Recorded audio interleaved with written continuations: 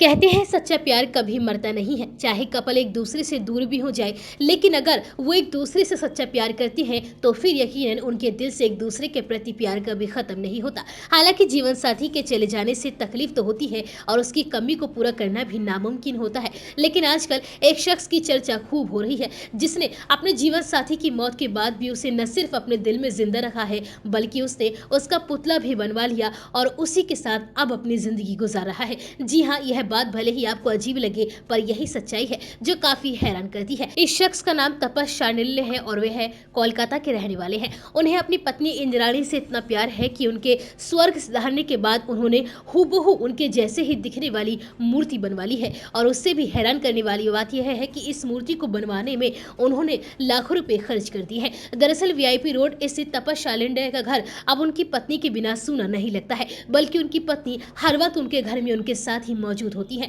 कभी वह अपने पसंदीदा झूले पर बैठी हुई दिखाई देती हैं, तो कभी तपस उनके बाल संवारते हुए नजर आते हैं। यहाँ तक कि तपस ने अपनी पत्नी की मूर्ति को उनकी पसंद की सिल्क साड़ी भी पहना रखी है और सोने के आभूषण भी उन्हें पहनाए हुए हैं। पत्नी की इस सजीव दिखने वाली मूर्ति को बनवाने में उन्होंने करीब 2.5 लाख रुपए खर्च किए हैं। 65 साल के तपस एक सेनावर्तित केंद्रीय कर्मचारी है। कोरोना की दूसरी लहर में उनकी पत्नी इंद्राणी की अचानक मौत हो गई थी, जिसके बाद वह बिल्कुल अकेले हो गए थे। वह अपनी पत्नी के जाने के गम को नहीं भुला पा रहे थे। इसी दौरान उनके दिमाग में अपनी पत्नी का सिलिकॉन स्टैचू बनवाने का ख्याल आया। बस उन्होंने मूर्तिकार सुबिमल दास को ऑर्डर दे दिया। मूर्तिकार ने उनकी पत्नी की हूबहू मूर्ति बनाने के लिए 6 महीने तक कड़ी मेहनत की और आखिरकार उसे तैयार ही कर दिया। अब तपस अपनी सिलिकॉन स्टैचू पत्नी के साथ अपनी जिंदगी के बचे हुए दिन हंसी खुशी काट रहे हैं।